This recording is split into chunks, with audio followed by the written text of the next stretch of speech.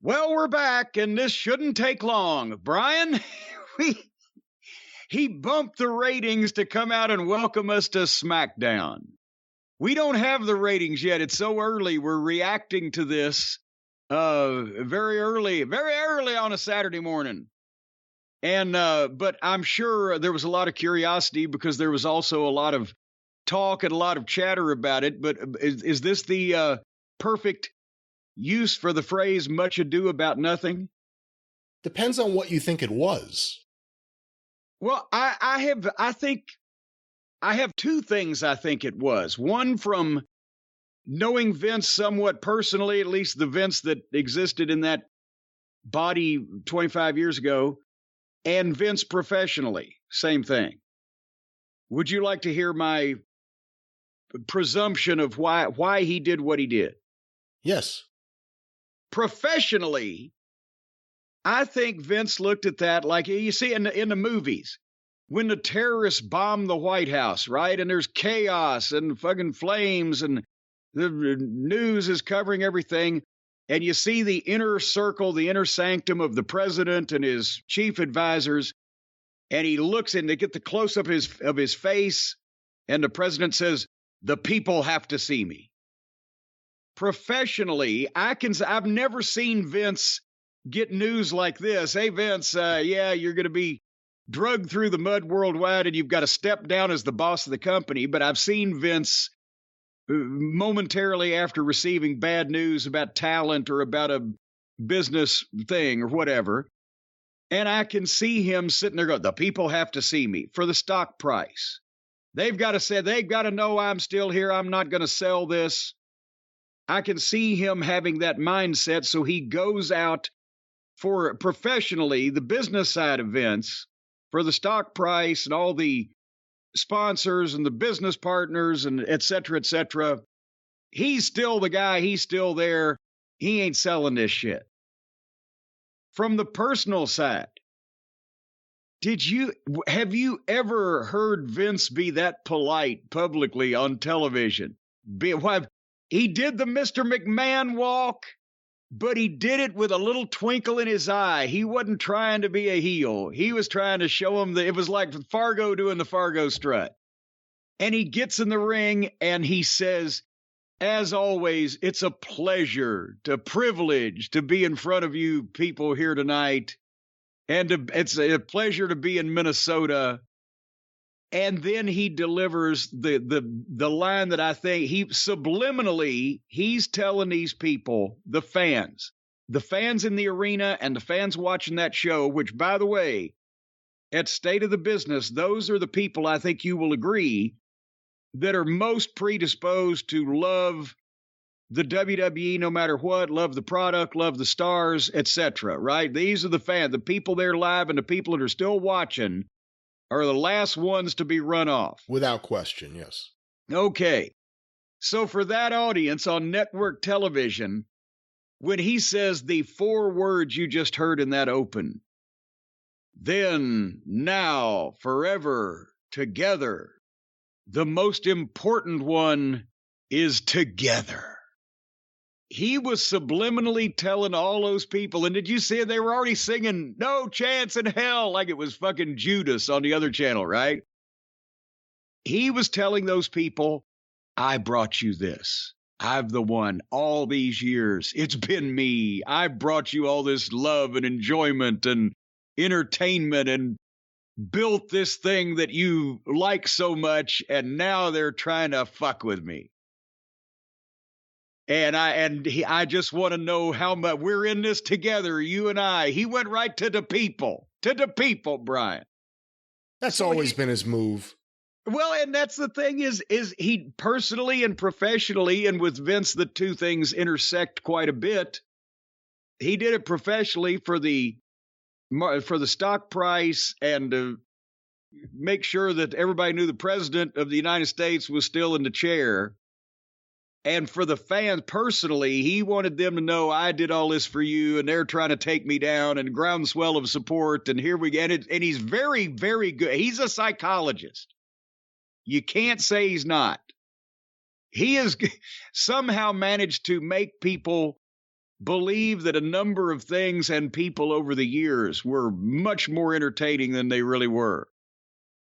He's a psychologist. So that is my takeaway, as they say on the news. That's my impression of why he did what he did, and he didn't need to do anymore. It didn't need to get, because I think everybody was thinking, is he going to turn it into an angle, or is he going to go on a long, soliloquy about how he's being wronged and go into detail? That probably wouldn't be wise.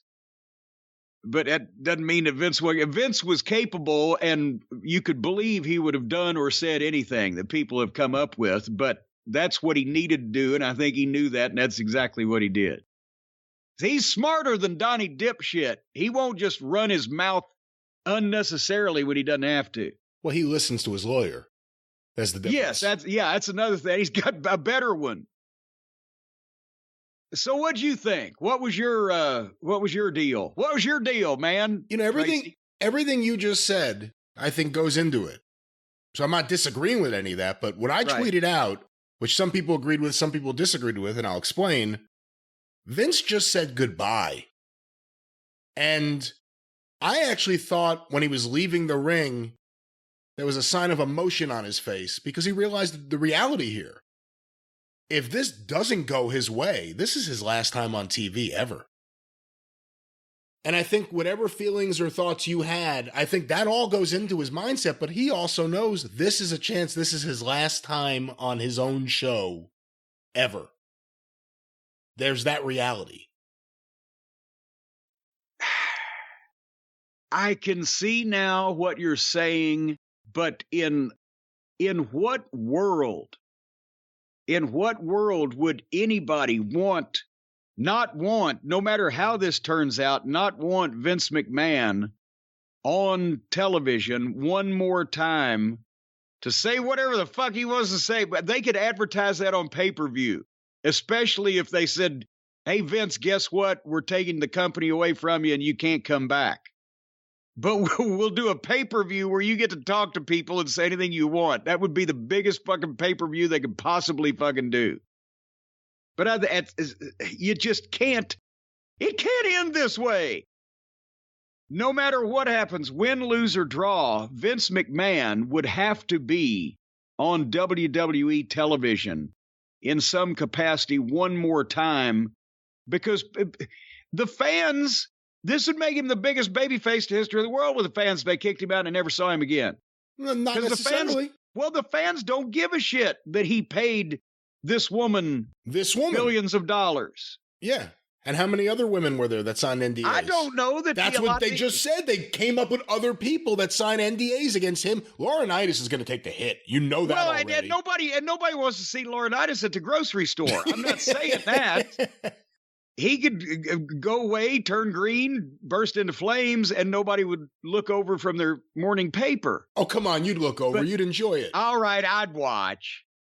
But I'm talking about Vince McMahon and those fans. If they didn't ever get to see him again, he got kicked out of the company and didn't get to say goodbye or some type of ceremony, Hall of Fame thing, whatever the fucking case. Those fans are not going to care how many women that he's paid millions of dollars to, because I've already seen people on Twitter going, goddamn, for $3 million, I'd fuck him. What if one of the women comes out and says something that Vince did and something was inappropriate as one of the women they've been watching on TV for years and they're a fan of? Well, that might be a different story, but so far that ain't come out. So far that has not come out. I'm just opining. What we're dealing with here is what we're dealing with here. And I'm just telling you, and I'm not even saying whether it's right or wrong. I'm saying the core fans of the WWE would be upset if their Vince McMahon was taken away from them, because they've been stuck with him this long, right? So obviously they're not. The AEW fans would throw a party in the streets, or the people that don't watch the WWE anymore. Maybe some of them it's because they don't like Vince's decisions or whatever, but the people that are still there would not be happy or sleepy or dopey or doc or grumpy or et cetera, et cetera. And can you disagree with that? I think those fans would move on. If Vince is gone, depends on who's in charge. If the person in charge is a boob or a Jim Herd, someone like that, then it changes the whole thing. But if the person in charge, even if things stay the status quo, if the person in charge is Stephanie, I don't know, that does soften the hit. I'm not saying she's Vince in any way. As a mind, as a booker, as a businessman. No, I'm talking about as a presence. As a presence. That's as Roy Disney. Remember Roy Disney Jr.? Yes. Yeah. In the 80s when Michael Eisner sometimes hosted the World of Disney, and sometimes it was Roy Disney because he looked enough like Walt that you felt it was almost Walt, but it wasn't. It was his nephew. Or Jim Belushi. Well, no, he's fine on his own. He got over on his own. That's right. That movie where he's the teacher and he's kicking a principal. He was the principal in that movie. Well, he looks so much. Can you believe that I used to get laughs when I would say how much Dangerously looked like fucking Jim Belushi? And if I'd have said Alfred Hitchcock, people would have gone, what the fuck? You know, when we talked about that story that Hulk Hogan made up about doing cocaine with John Belushi after WrestleMania, there were enough people that got in touch and said, he must have been talking about Jim Belushi. No, I'm pretty sure he made up the story about John Belushi. Has anybody ever made up a story about Jim Belushi? Anyway, nevertheless, so that's your perception. That's my perception of what Vince said. And, you know, if you look at it in the light the way you explained it, I can't believe that Vince himself thinks that something's finally going to stick. He's like fucking Gotti. Nothing in. Will this be the one? Or will he be the Teflon Don all the way through? Hey, listen, it's his company and there's an investigation into him right now. He does not have control. He could buy it back. He could try to make it private and take full control over it again, which may be a wise move if you're trying to sell it anyway. May not be. Well, what does he do with that 80-something% of the stock? How does that work? Do we need to get some fucking Wall Street guru on here? Well, again, he has the majority of the voting stock, but we did talk about the terms for which he could be dismissed. Well, he could be dismissed, but they can't come to the fucking house out in Greenwich and fucking yank his goddamn stock certificates out of the wall safe. So that's what I'm saying. How do you totally get rid of somebody that owns about 80% or more of the fucking company? Huh? And would he even want to be paid off? What else is he going to do with his life? Well, that's the thing. He will. I'm telling you, maybe we've got the makings of a goddamn another insurrection here. Because he's going to be like his boy Donald. He's not going to fucking leave one way or the other. And he knows all the fucking ins and outs of goddamn being evicted from things. Yeah. So I know all the ins and outs of Titan Tower. Let me show you the legal department. I bet you he's got a secret room in Titan Tower. In case they try to kick him out, he can just go in that room and he can still be in a secret office and run the thing. They won't be able to find him. He'll be pushing the buttons. So who's going to be the gutsy wrestling podcaster to get David Schultz on the show right now? Hey! All right, is there anything else we need to cover?